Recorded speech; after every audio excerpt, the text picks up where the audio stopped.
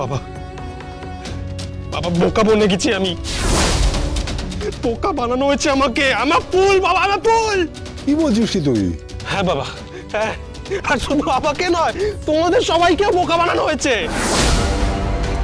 মেহেকের সাথে আমার বিয়ে হয়নি। মেহেক ব্যানার্জি বাড়ির বউ নয়, ও আমার স্ত্রী নয়।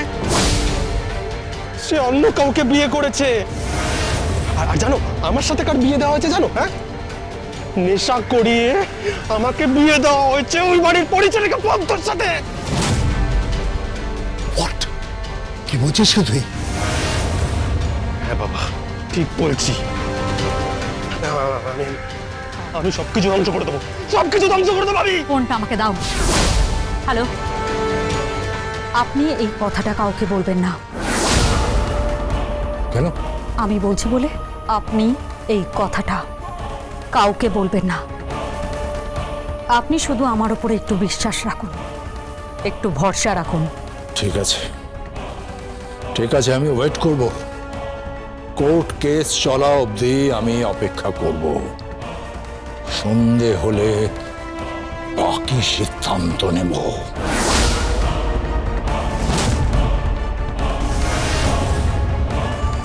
আপনি ওর বাবাকে চুপ থাকতে বললেন কেন? মিস্টার কৃপান, যাকে ভালোবাসো তাকে তুলে নিয়ে যাও।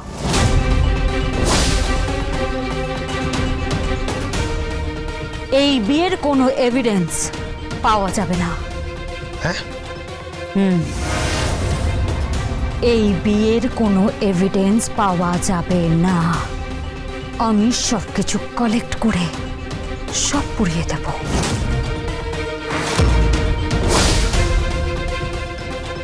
কোনো প্রমাণ থাকবে না যে মেহেকের সাথে অঙ্কিতের বিয়ে হয়েছে, আর কোনো প্রমাণ থাকবে না যে তোমার সাথে পদ্মর বিয়ে হয়েছে। সে দায়িত্ব আমি নিচ্ছি। তাহলে মিস্টার কৃপান ব্যানার্জি, তুলে নিয়ে বিয়ে করে নাও মেহেককে।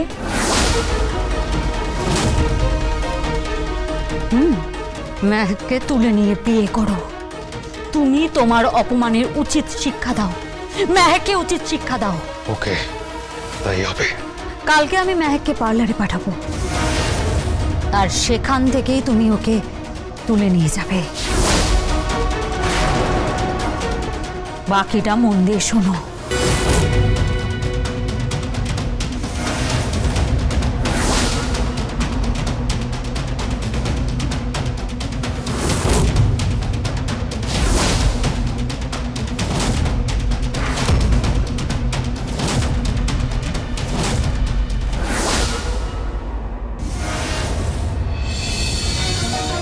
উকিল দিদিমণি কে? পদ্ম, তুই বল। তুমি তুমি কোথাও বেরোচ্ছ? হ্যাঁ রে, একবার কোর্টে যাব। ও কেন, বল, কিছু বলবি তো বল।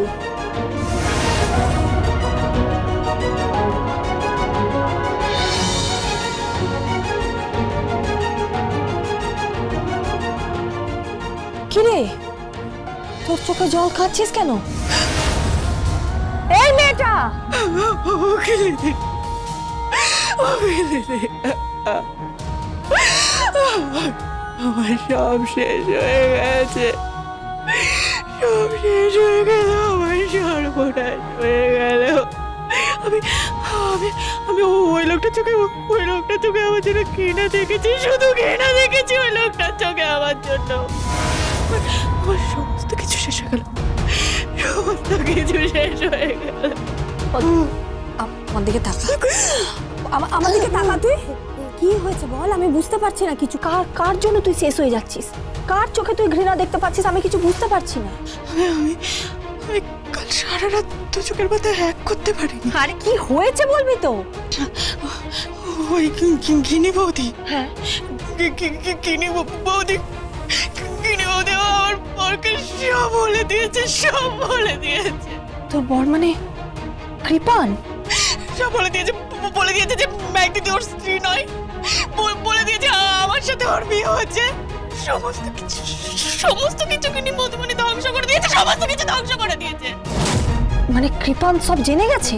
হ্যাঁ হ্যাঁ হ্যাঁ, কৃপান বাবু মেহেকদি থেকে তুলে নিয়ে যাবে। কি বলছিস তুই পদ্ম? হ্যাঁ, কৃপান বাবু মেহেকদি থেকে তুলে নিয়ে যাবে।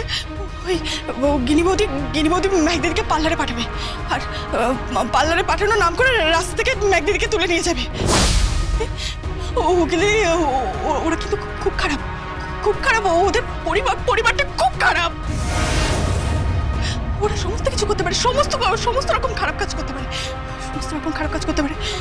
আমি তো ওই বাড়িতে কদিনের জন্য হলেও ছিলাম, ওই পরিবারে কদিনের জন্য ছিলাম। আমি জানি ওদের পরিবার ভালো না, ওরা কেউ ভালো মানুষ নয়। ওরা খুব ক্ষমতাশালী। ওরা মেহেক দিদির ক্ষতি করে দেবে, ওরা আমার ক্ষতি করে দেবে, তোমার ক্ষতি করে দেবে। করতে পারবে না, কোনো ক্ষতি করতে পারবে না পদ্ম। তুই শুধু আমি মেহেককে যেটা বলছি সেটা বলে দিবি। মেহেক যেন আমার পারমিশন ছাড়া বাড়ির বাইরে পা না দেয়, ব্যাস। বাকিটা আমি সামনে নেব। কালকে কোর্টে ডেট পড়েছে, আমাকে একবার কোর্টে যেতে হবে, বুঝতে পেরেছিস? কিন্তু তুমি কি করে সামলাবে? তুমি কি করে সামলাবে? ওই গিনি বৌদিমণি এই বাড়ির বউ হয়ে ওদের পক্ষ নিয়েছে। সব শেষ হয়ে গেল, সমস্ত কিছু শেষ হয়ে গেল। আমার জীবনটা শেষ হয়ে গেল, জীবনটাও শেষ হয়ে গেল, সমস্ত কিছু শেষ হয়ে গেল। কিচ্ছু শেষ হয়নি। তুই শুধু মেহেককে সেটুকুনি জানিয়ে দে যেটুকুনি আমি জানিয়ে দিতে বলছি। আর গুনাহ করেও যেন সেগুলো কেউ টের না পায়। বিশেষ করে আমার দিদি তো নয়, অন্যায় করছে দিদি, অনেক বড় অন্যায় করছে। বাকিটা আমি সামলে নেব, আর তুই সাবধানে থাকিস যেন কেউ কিচ্ছু জানতে না পারে। পদ্ম, চোখটা মোচ, চোখের জল মোচ। হ্যাঁ ঠিক আছে, এবার পদ্ম তুই যা, আমি একবার কোর্ট থেকে ঘুরে আসছি।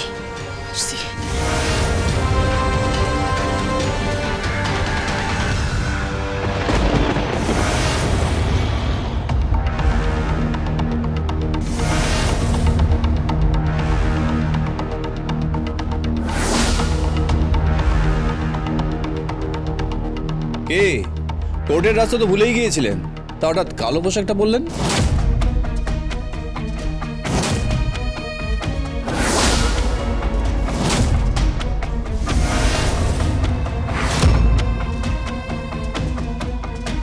পালাচ্ছেন নাকি? না, এড়িয়ে যাচ্ছি। বিশেষ কিছু প্রাণী আছে যেমন সাপ, তাদের এড়িয়ে যেতে হয়, তাদের এড়িয়ে যাওয়াই ভালো, তাই না? যতই দুধ কলা দিয়ে পোষো না কেন, ছবল মারবেই।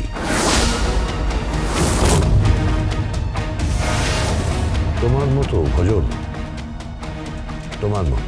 ছবল মেরে দিয়েছি, বিষ মাথায় উঠতে বাকি আছে।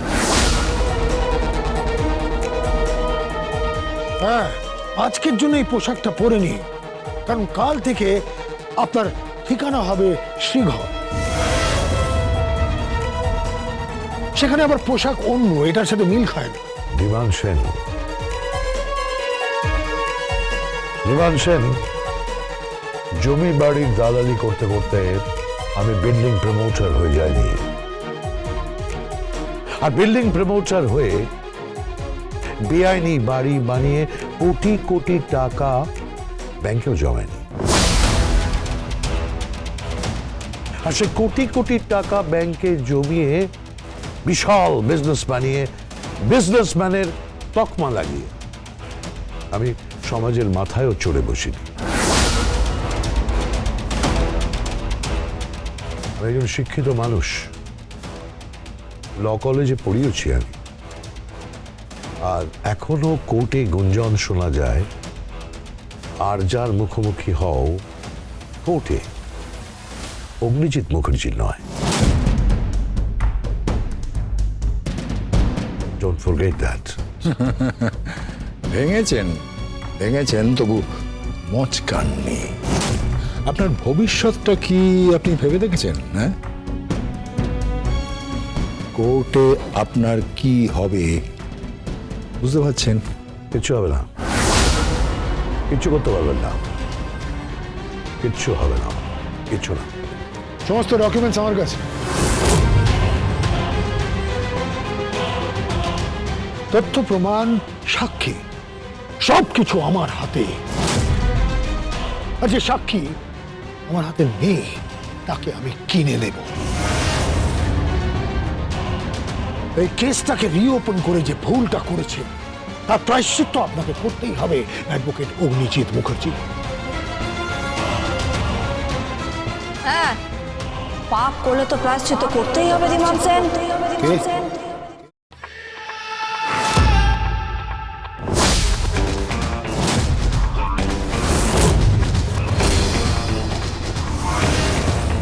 গীতা, হ্যাঁ, আপনি কি ভাবলেন ওনাকে এখানে এভাবে আমি একা পাঠিয়ে দিয়েছি?